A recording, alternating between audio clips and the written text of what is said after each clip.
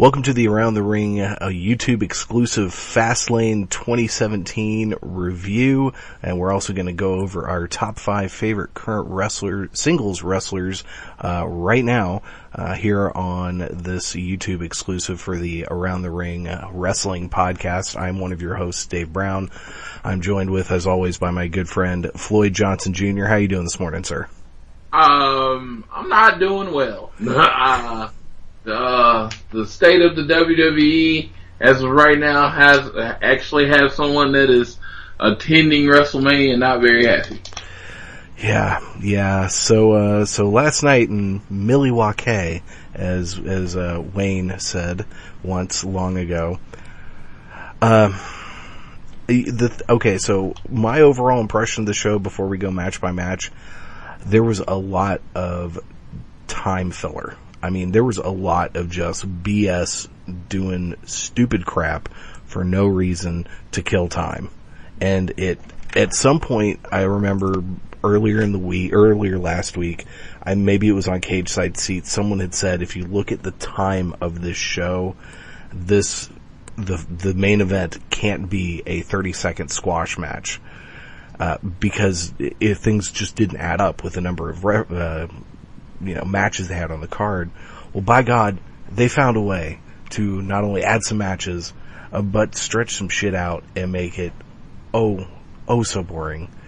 What were your overall thoughts before we get in match by match? I couldn't agree with that more. My honest thought was it was the rawest version of a pay-per-view I've ever seen. I mean, it had Raw just written all over it, just in its timing, in its execution, and its complete lack of awareness of what your crowd is going for.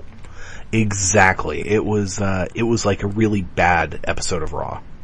Really bad, because this was, make no bones about it, this was not a good pay-per-view at all.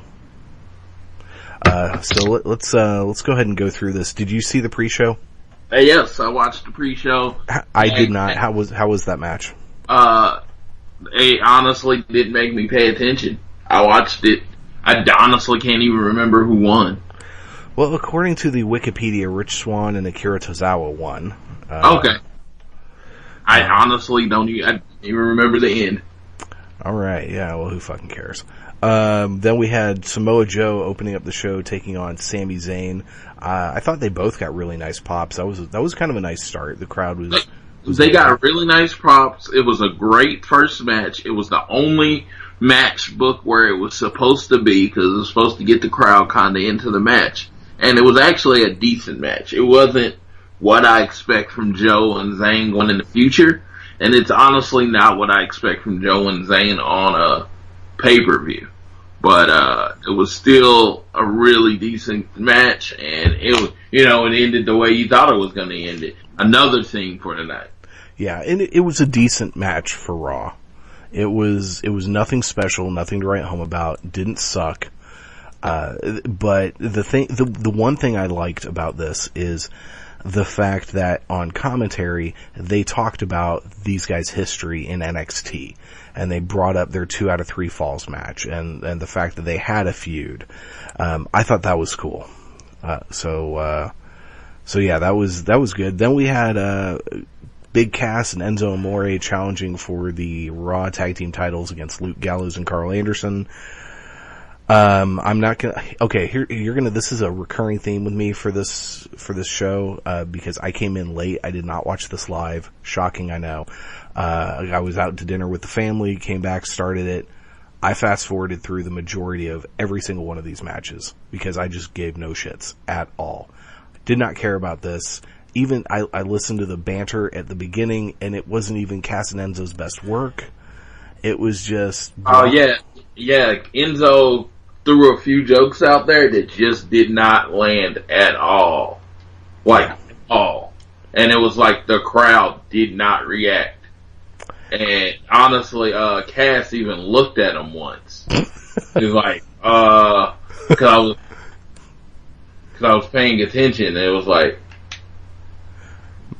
so Cass was like, he looked at him, and I was like, so Cass even knew it didn't land. Oh, that's bad. I didn't even notice that. That's hilarious.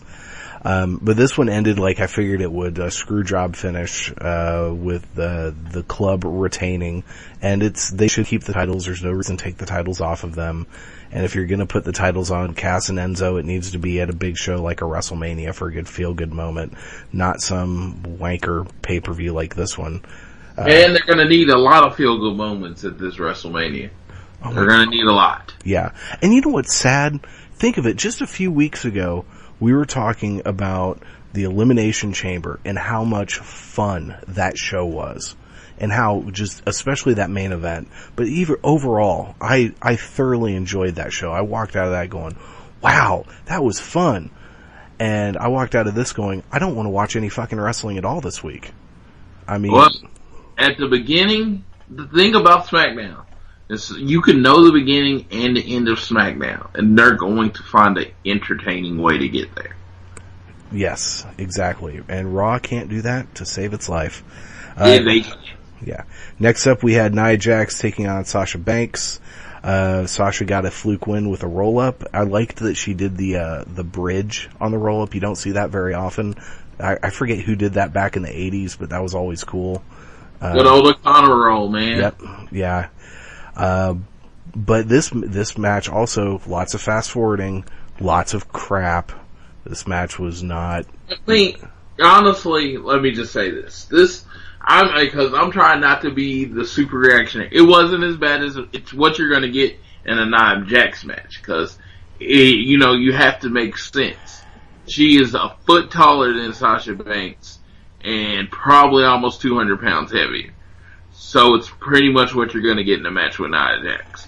She's going to physically dominate most of the match, and you're either going to wear her down slowly or you're going to win with a fluke win. It's pretty much what you're going to get, like, for years. So, yeah. Her and Charlotte is big enough where she can support her, where they can do a little bit more.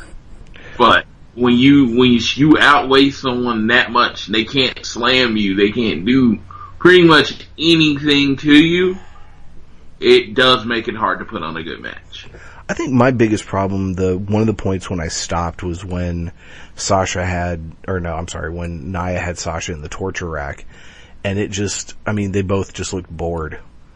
Yeah, I didn't like how she didn't jump up with the torture rack, which is one of the parts of selling the torture rack. You can't just have the person sitting up there. Exactly. So there was that, and then there was we had some Rusev and Jinder Mahal. And this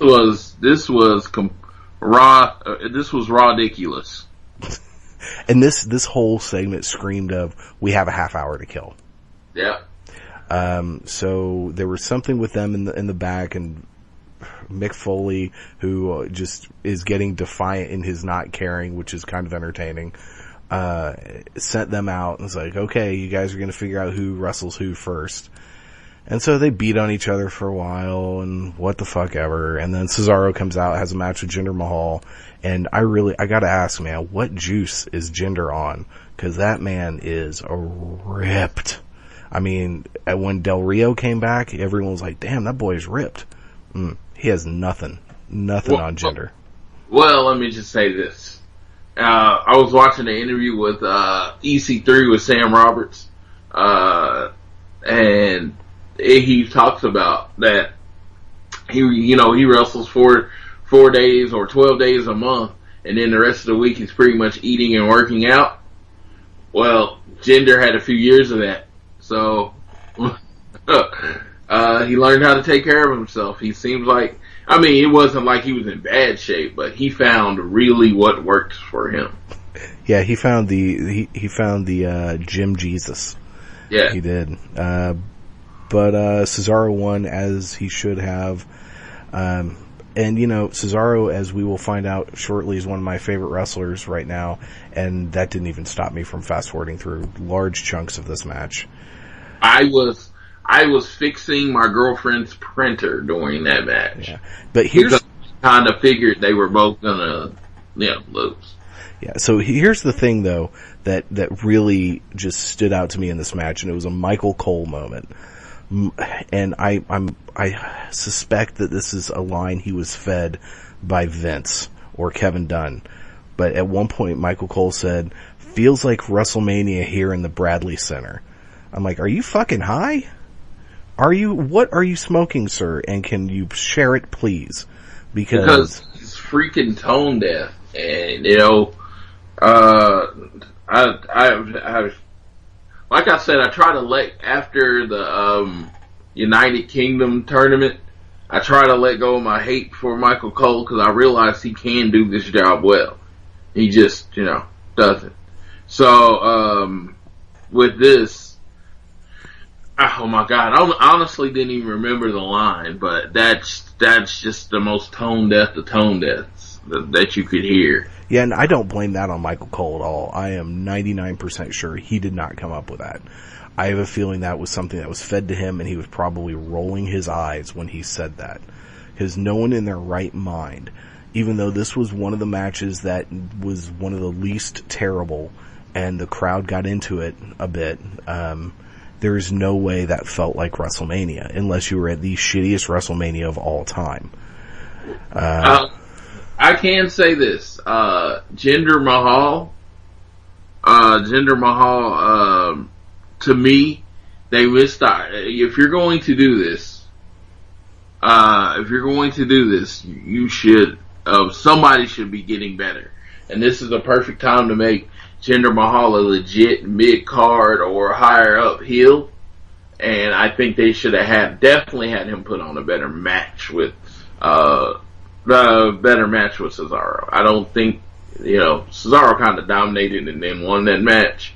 I would have liked to think, especially since you had that extra time, let Jinder put on a really good match, maybe get his moves in, and then Cesaro wins kind of barely, and then it makes him look really good, because nothing you can do right now can take away from what Cesaro is.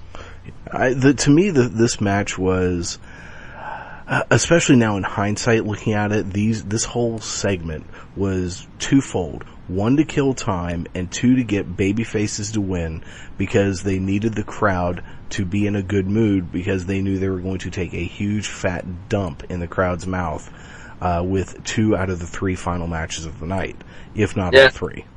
That was Zack Ryder's title win last year.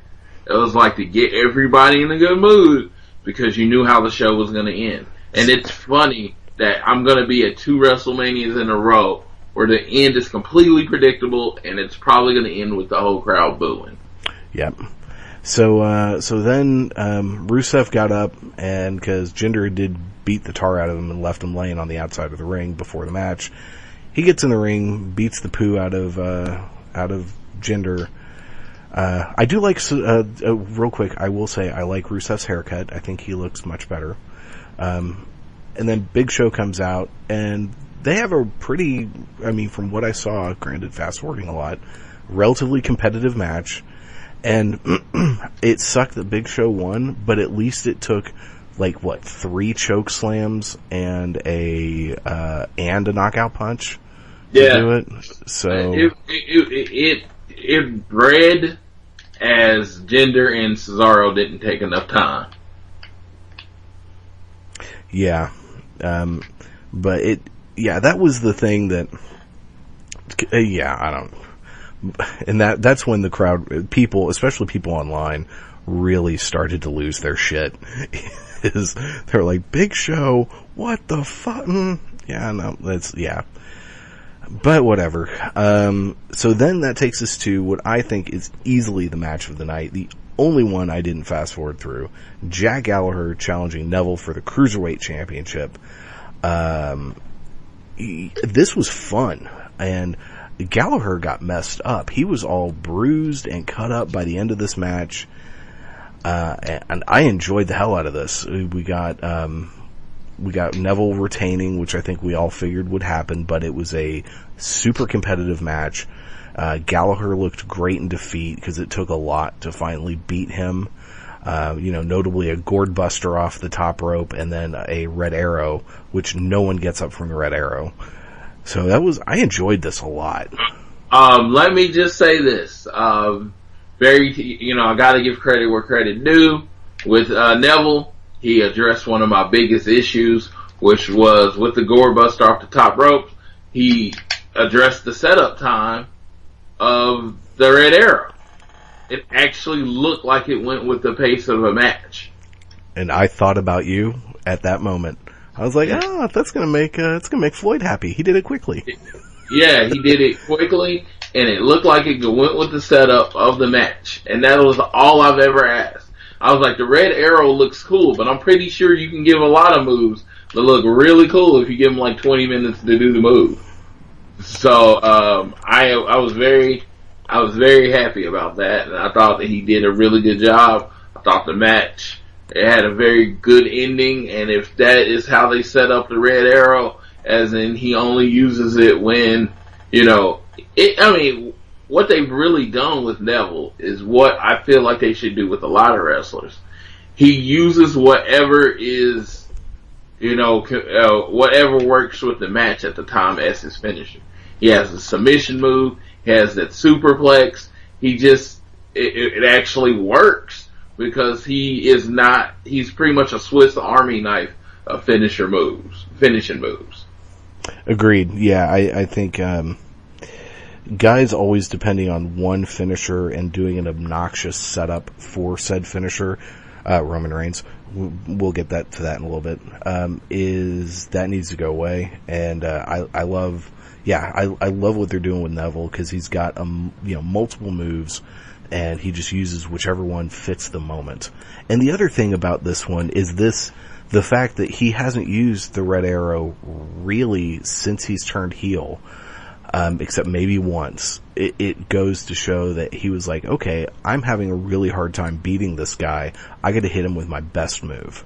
And so that helped build up Jack Gallagher. And I think Gallagher, who was already becoming, getting a lot of buzz with fans, I think he's getting even more now, because this was just really good. And those headbutts, man, he has the best headbutt in wrestling right now, without a doubt. Yeah, I don't know how he does that without like legit hurting someone. Or himself. Yeah. Yeah, so, and I would like to say, I don't know if Vince likes it because it looks violent when he does it. Yeah, it's so cool. Freaking love it. So that was the highlight of the show. Next up, we had a New Day skit where I swear to God, Big E was on something. He was just kind of, and it looked like he was acting silly. Oh, I agree, but and I actually enjoyed this. This was not one of the worst parts of the show. But yeah, at one point it looks like he was about to start humping the thing. Yeah. So yeah, I enjoyed it. But again, that screamed of time filler. Then we had Roman Reigns taking on Braun Strowman. The boos for Reigns on his way to the ring, legendary. And remember yesterday in the full episode of the podcast, in episode 86, where I said the new brick wall was Roman Reigns? Yeah. I think I'm right. Good old Braun ran into it last night. Actually, people that listen to the show may hate me for this. Thought it was a really good match. I thought, Braun putting Roman through the table, and Braun pretty much dominating the match. I thought it was a really good match. I mean, as far as if you're judging the match for what it was and not who went over, it was a really good match. That is a very fair point. They did, because Roman Reigns, and I feel bad for Roman Reigns because he gets shit on for the booking of him, so it's not personally his fault. And he even did a great job at one point that when he hit a spear and Braun kicked out, the look on his face, that look of shock, that was great. Yeah. The thing that pissed me off about the ending of this is he had to go and do his ooh-ah before the spear. It's like, motherfucker, you are barely staying alive. Just hit him. Stop showing off. Maybe if he was a cocky show-off heel, that would work. And I don't know if it's just so ingrained in him, oh, I'm going for a spear, I have to do my Samoan yell. But he's got to knock that crap off, man. That needed to be more of a desperation, holy crap, I have an opening, boom, I hit him, thank God I won. thing. And no Undertaker. I didn't think we were going to get the Undertaker. I had no, really, I thought if they really wanted to keep Braun from taking the clean pin, that was the only way we were going to get the Undertaker. And, if they're doing it that way, it looks like they're going to really use your thing tonight, sir. Oh, that Roman comes out? No. And pretty much, not that he has anybody to beat. He's going to pretty much say he's the big dog in the yard now. And last night he went for the big fight. He won the big fight, blah, blah, blah. And then you're going to get the dong. Oh, sorry. I was vomiting. Okay. If they're going to use my gimmick on that. If this ends up, though, with him beating Undertaker at WrestleMania, I can't believe I just uttered those words, and then him turning heel and joining in Evolution in your idea, I'm okay with it. The worst thing is, it's going to end with him retiring the Undertaker. Oh, for fuck's sake. Which would have been great if he retired the Undertaker as his only blemish, and I would have been okay with it. Yeah. And if he did it before he ever won a world title. Let me add that too. If that was part of the build of Roman Reigns, the slow build of Roman Reigns, I would have been okay with it. But again, we're getting to the point now where it's just, we all know what's happening. We all know what's coming. And it's like, why? Why would you do this on your biggest show of the year? Yeah. So one thing that I thought was interesting throughout the show, and I wasn't sure where to talk about, so we'll throw it in here, is the constant bringing up of Samoa Joe not getting involved in Kevin Owens' match. And, some of that I think was also time filler, but I mean, can you beat us on the head a little bit more that these two guys are going to form a faction? Well, which I'm okay with, but it would seem like it came out of nowhere. Why would Samoa Joe interfere in Kevin Owens' match? Samoa Joe and Kevin Owens have had no ties together. They've had no tag matches. They've had no backstage segments. Nothing to lead to the fact that Samoa Joe would interfere on behalf of Kevin Owens. Exactly. And if you brought up the idea and then said, okay, don't do it. To me, it was like the Triple H Seth Rollins segment where Triple H brought up the idea of him coming out to call him out. Yeah. It was. He's like, don't come out and call me out. Well, I wasn't really talking about that. I was talking about how I wasn't going to make it at WrestleMania. So, but since you brought up not calling me out, guess what? I'm gonna call you out. What? Yeah, it's backwards storytelling. It's bad storytelling, and also, if we really want to think back to it, the last interactions that Owens and Samoa Joe had in NXT, Samoa Joe was a babyface. Yeah.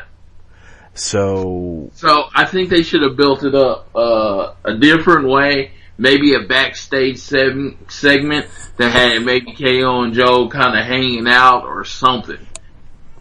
Yeah. I mean, yeah, it was just nothing led to that part happening.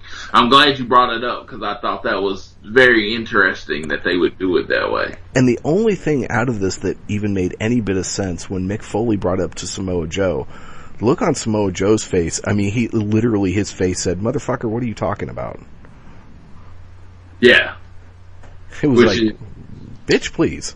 It was, which Samoa Joe is great. But yeah, that was stupid. So speaking of stupid, the next match, Charlotte Flair challenging Bayley for the Raw Women's Championship, and the streak comes to an end on a C-list show? Really? I personally don't believe the streak came to an end. She was pinned.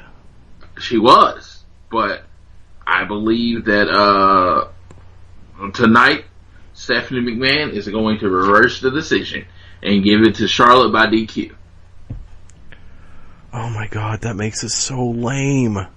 Because what's going to happen is, if you notice, Sasha runs out and does a run in and makes contact with Charlotte, which is a DQ. Mm-hmm. Yeah. It was that simple. Which easily turns it into a triple threat for Mania. Yeah, and Bayley looks like a super heel. I mean, they got this super baby face over, and she looks like a heel because she challenges Charlotte not to come out, not to bring her person out to the ring. Charlotte complies, and then Sasha runs in. If this is setting the stage for a Sasha heel turn, which is what it really needs to be, because Sasha is stale as stale can be right now. It's not her character. It's not the boss. The boss is not a face. The Right. boss is the heel. Exactly. And the boss became a face in NXT because people just loved her matches. And she never changed the way she was. And that's sometimes some of the problem with when these characters transfer from NXT to Raw or SmackDown is any character development. It's like you don't want them to regress, but on the same hand, you can't automatically assume that the audience for Raw and SmackDown, which is much higher than for NXT, is going to understand where these characters come from, and you really have to rebuild them. And that's been a big issue with Bayley. Bayley long term still is money, but they are just assuming that everyone understands her story and where she's come from, and throwing her immediately into the title picture was a bad idea.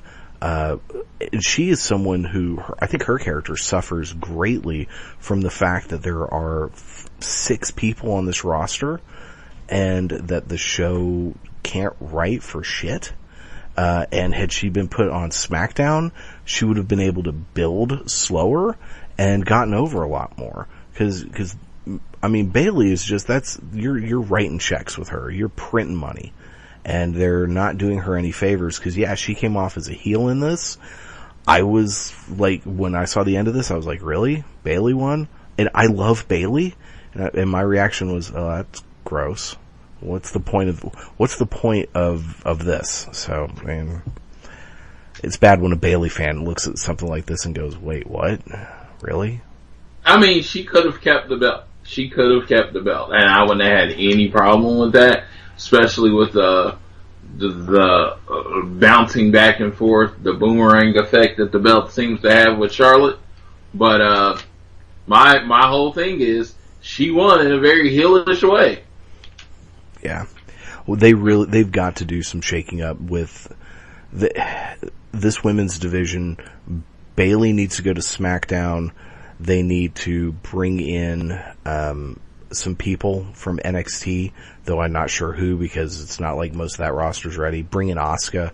They need to do something, because it's floundering. And really, honestly, WWE needs to hire a lot of really good women wrestlers. They need to go to Shine and go to Shimmer, and they need to just pick all of the good talent from there, pick all of the good talent from Ring of Honor, and bring them in, because this especially on Raw, the division is so small that we will, before the year is over, we will have seen every combination of freaking match possible, and it's going to be boring, and they can't write for crap with these ladies, and it's disheartening and it's frustrating, because they have such talented people on that roster, and them not being able to figure out what the fuck to do with them. And it's sad when you look over at the other show and you're like, hey, Carmella and James Ellsworth have more going on than 75% of your women's division on Raw. Yeah. It looks like, I mean, it seems like Nia's not too far away from winning the title. And that being said, it looks like the 4 major people are all going to have held the belt. Yeah. So, I mean... Yeah, I mean, it's just like you're going to run out of story pretty soon, and it's like, you do need an infusion of talent. I can't say that they're not trying, because all I've heard is that they're trying to bring in other divas that have worked in the past. And, I mean, I think I think they need to make sure that happens. I don't know who they could bring in that can actually still work, but they do need to bring in. They need about, I'd say, 6 more girls. I would put 4 on Raw and 2 on SmackDown. I think if Emma's actually returning, that'll help the division. I think that will definitely help it. That will definitely help the division.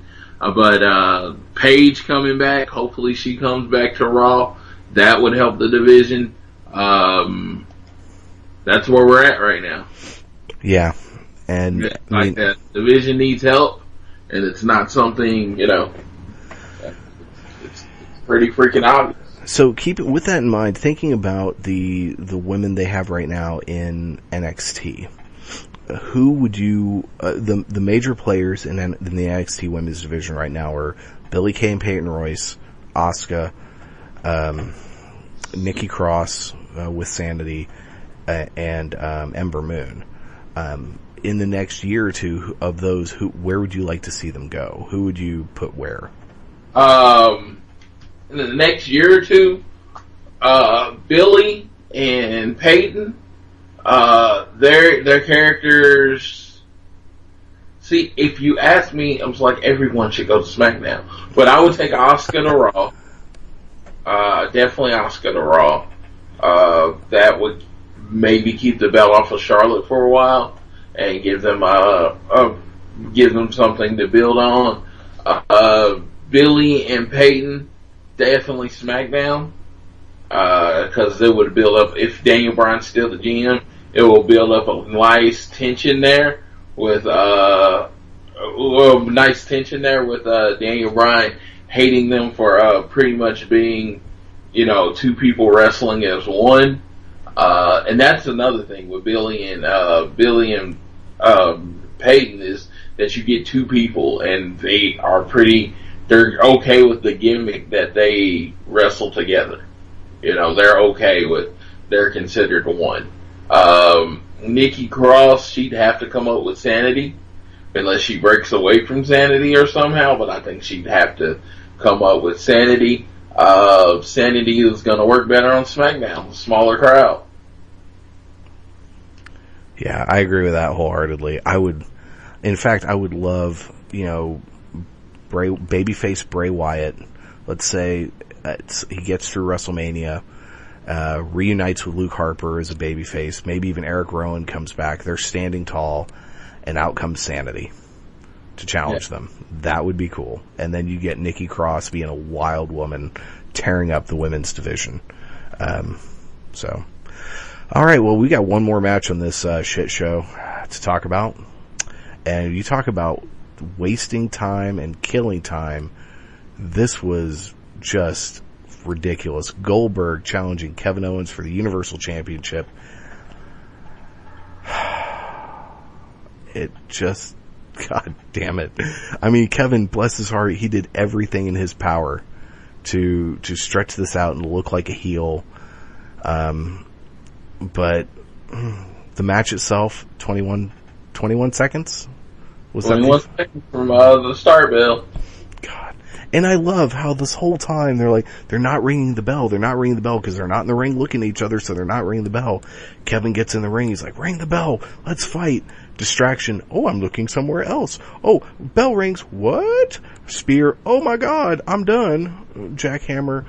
And I mean, if you're gonna tell the story, this is the only way to do it, because you have to have Chris Jericho turn on him. Chris Jericho sporting a beard, by the way. You have to have him be the cause, since they even told this in the commentating, that he helped Jericho, or he helped Owens win the title so many times. But yeah, what's your take on this? Because you're a long-time Kevin Owens fan. Simply put, Kevin Owens won the title in a disrespectful or unreputable manner. He then kept the title in a disreputable manner. I think that's the word I'm looking for. And he was the heeliest of heels. He actually played against what we've known as Kevin Owens. So, okay. Alright, I get it. So, good. I'm fine with it. Kevin Owens then loses the belt in a very, like, this is his comeuppance. If it was to anyone else, I would have probably been fine with it. Not in 21 seconds. I even think Kevin Owens, if you're trying to give him something to build on, I think you start the match, Kevin Owens does that, and he talks about, he comes in tonight and say he lasted longer than Brock Lesnar. Exactly. Yeah, and so I think that was a big thing. You give him something to come back for. But it builds the feud with Kevin Owens and Chris Jericho. Kevin Owens, the one thing he did not want to do is to be like everyone else and get speared and jackhammered. So Chris Jericho made that happen. If you think in the storytelling, completely storytelling sense, not as the fan, it actually made 100% sense. I can't stand the whole part-timers being the world champion going into WrestleMania. And which I don't think Goldberg and Brock Lesnar needed. I felt like it had to be a part of Goldberg's contract because they don't need the belt. Just like Survivor Series was built on them being the main event of the show without the belt, it could have been the same for WrestleMania. It didn't have to be for the belt. Yep. It didn't. And it's just, that's what I'm like. It just seems unnecessary. It adds nothing to the match, and you've pretty much guaranteed the end of the night in Orlando is going to be with people booing. Yeah, it's I don't even want to stay for the main event. I have this tradition where after WrestleMania, I stay at the after WrestleMania and I try to buy one of the souvenir chairs. That is the only reason I'm staying for the main event. Yeah. This is annoying. It is disheartening. I believe WrestleMania is supposed to be made to bring in the casual fans and to add to the point of Dave yesterday. To bring in the casual fans, you have to give your hardcore fans something to talk about. I am not going to tell any of my friends to watch WrestleMania this year. Not a one. This is not in protest. I just have no reason to tell you to watch WrestleMania. I have nothing that I'm excited about. Let's look at what's going to be the card, the main matches. You got Goldberg and Brock Lesnar. You know Brock Lesnar is going over. You got Undertaker and Roman Reigns. You know Roman Reigns is going over. You're going to have Randy Orton and Bray Wyatt. I guess that is a match that I'm excited for. But the majority of the matches, you pretty much know who's going over, and it's just not what you want. You don't even know what Braun Strowman is going to do. I'm thinking they're about to give you Braun in the Big Show again at WrestleMania for who knows why. And it's just, they're going to have to build up the undercard because the main event is going to suck on such a epic level. It is like, I'm never not going to go. I'm going to go. Because I like, the WrestleMania to me is, if you've heard about it, heard it on the show, it's about the community. It's about all the thousands of hardcore fans being in the same area. It's about me being around my people. That's why I think. Those are my people. And so, that's what it's about for me. And that's why I'm going to go to WrestleMania. But as far as trying to get people to order the network, first of all, you give them this shitty pay-per-view. You're like, oh, I'm going to order the network. You give them a shitty pay-per-view, and then you giving them a predictable WrestleMania. To me, the buy rates aren't going to go up. Yep, you're right. I'm just like, everything you've given them through WrestleMania is not good. I mean, this is not the product. When I'm using the showcase of the Immortals to sell my product for the next year, I want AJ Styles, Kevin Owens, Cesaro. I want those people in the card. I want to make sure everyone sees who the new stars are. Not Goldberg, who will literally be wrestling his last match. Not Brock Lesnar, who will wrestle this match and probably another match and then go away for 4 months. Shaq is an attraction. You bring Shaq in. Goldberg is an attraction. You bring him in. You put Goldberg and Brock Lesnar in a Goldberg versus Brock Lesnar match somewhere in the middle of the card. And if people want to see Goldberg versus Brock Lesnar, they still get it. The hardcore fans get their titles being defended and wrestled by hardcore wrestling fans. You know what's interesting though? Because we all kind of assume that this is the Brock Goldberg match is going to be the last match, and I'm sure it will. But if you noticed on the show, they never mentioned that this would headline WrestleMania, that this would main event WrestleMania. And on SmackDown, because of with the Royal Rumble winner, they talk constantly about how this is the main event of WrestleMania, this is the headline of WrestleMania. What are the chances that the Bray Wyatt match actually goes on last? That would save it. That would save it quite a bit. In my personal opinion, that would save it. That would make me very, very happy.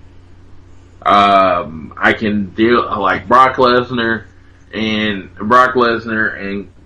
Goldberg. It's just someone in our group, in our wrestling group, posted this meme. A very wise man once quit the WWE because part-timers were brought in to main event WrestleMania, and they talk about the last, I think it was 6 WrestleManias, and only one of the last 6 WrestleManias was a full-time wrestler, the champion going into WrestleMania.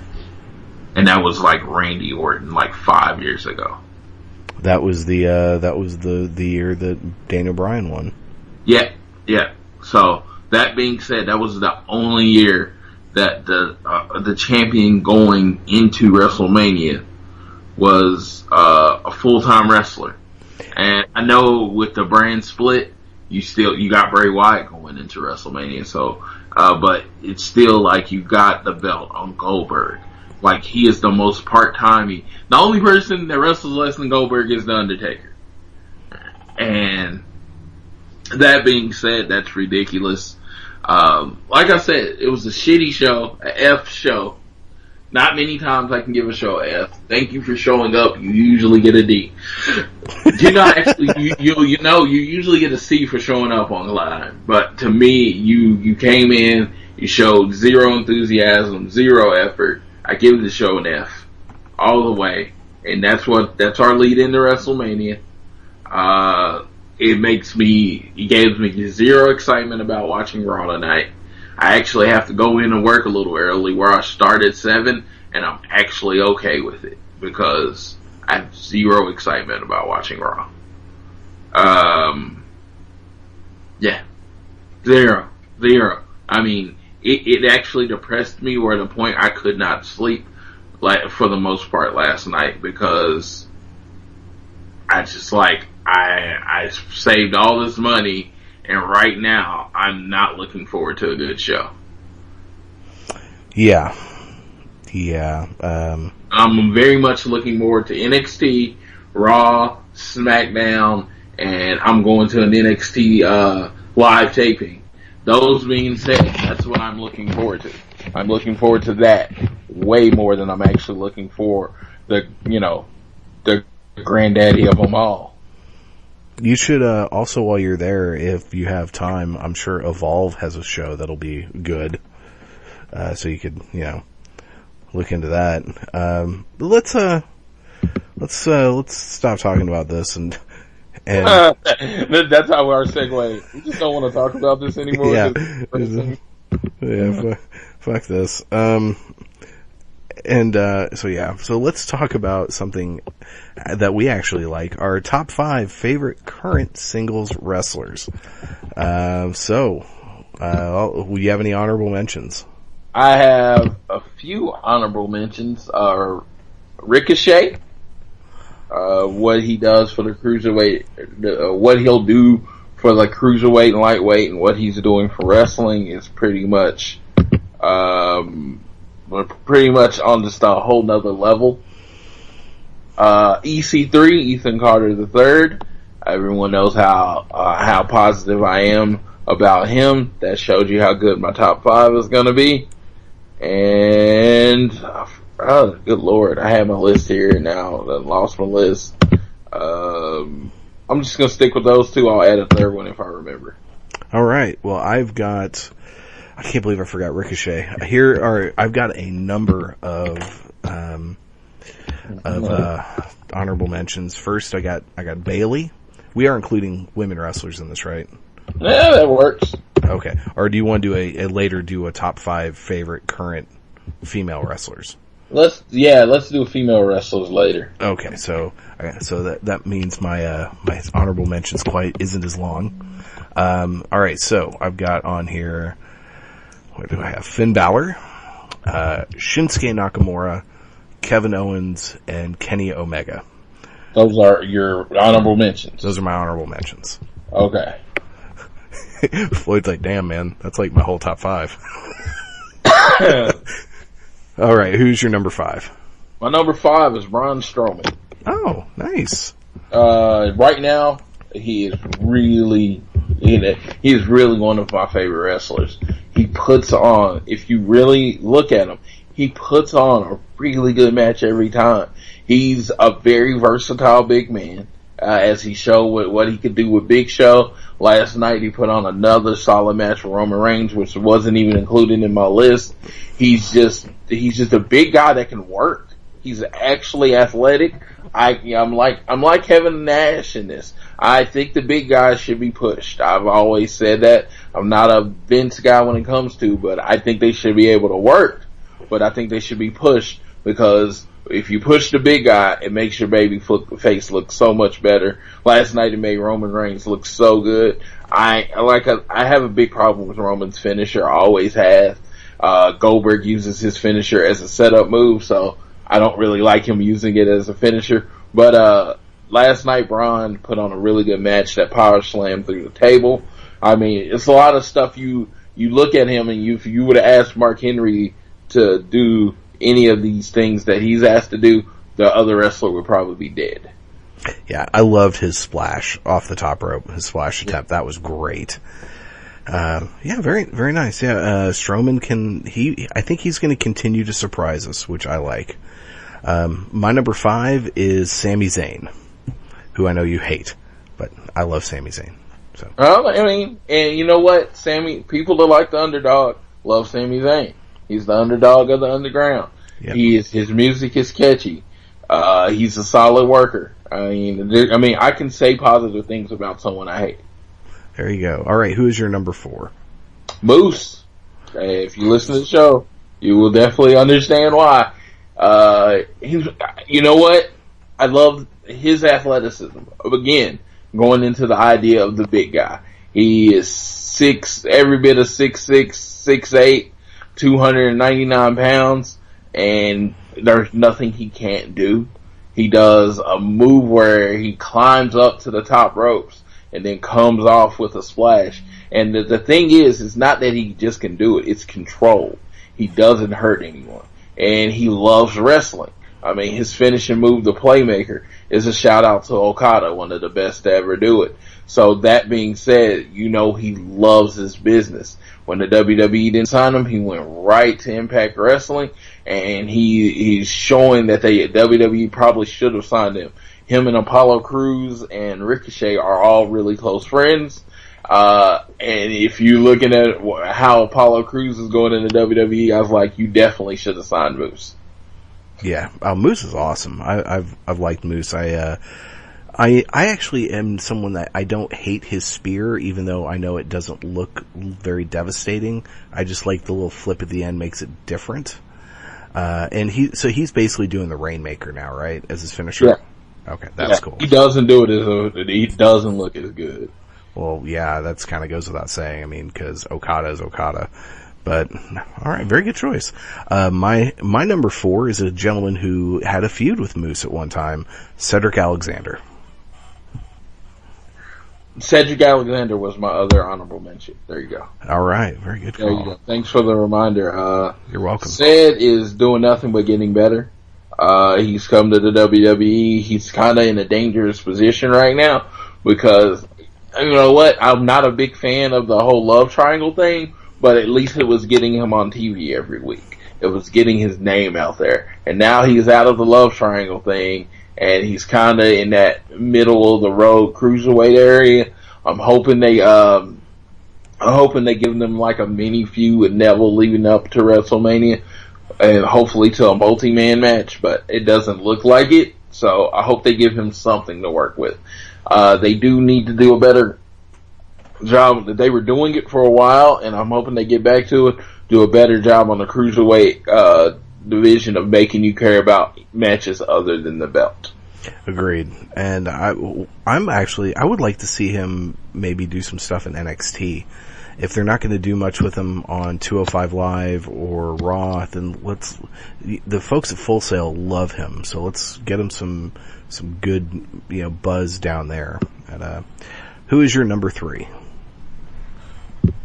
Number 3 is, the Destroyer, Samoa Joe. Alright, nice. Yeah, he does everything well. He does not do anything bad. He's great on the mic. He's great wrestling. He definitely tells a story with his body. He's been doing it for years. I mean, the first time I saw him wrestle was WrestleMania 20, the night before WrestleMania 20. I didn't know who this pretty much fat Samoan was, and he impressed me like that night. And I didn't see him again until he debuted on TNA, but I remembered his name, and since he debuted on TNA, I have pretty much been a loyal Samoa Joe guy. So, if it leads into some kind of faction soon, I'll be happy. What show was that? Was it a Ring of Honor? Ring of Honor. Nice. I don't even remember who he wrestled. I just remember him being in a match. And I remember them doing the ole ole ole thing when he was when he would do that the boot across the face wash with the boot. Okay. Yeah. Nice. All right, my number 3 is Adam Cole, baby. Only 3-time Ring of Honor World Champion. I'm sure soon to be WWE bound. But yeah, I'm a little concerned he's got this knot on his forehead that hasn't gone away for a few months. So hopefully he's okay. But, yeah, I think he's got it all. I like him. Alright, you're number 2. Number 2, AJ Styles. He's simply phenomenal. Yeah, that P1, or his name is phenomenal. He's been one of the best wrestlers in the world for a lot of years, and it took him some time, basically quitting TNA, going New Japan route to remind everybody that he's one of the best to ever do it. Not just one of the best to do it now, one of the best that ever did it, and he's one of the best that's doing it right now. Every match that he puts on is a great. I love Shane McMahon wrestling, and I keep hearing we're going to get AJ Styles versus Shane McMahon. While I would prefer highly AJ Styles to be in the ring with a wrestler on WrestleMania, Shane McMahon is the best alternative because I know they're going to tear the house down. Yeah. My number 2 is the Swiss Superman, Cesaro. I love me some Cesaro. So yeah, he's one of those guys who can do everything in the ring, and it's a freaking joke that Vince McMahon doesn't see his potential. So yeah. He's taken a move that was over in the 70s and has gotten it over. He's the king of swing, man. The Swiss Superman. I'm down with that.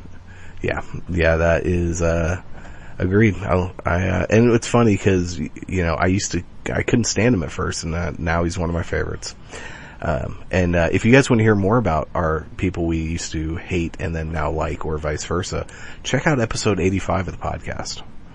All right, and who is your number one? Number one, huh?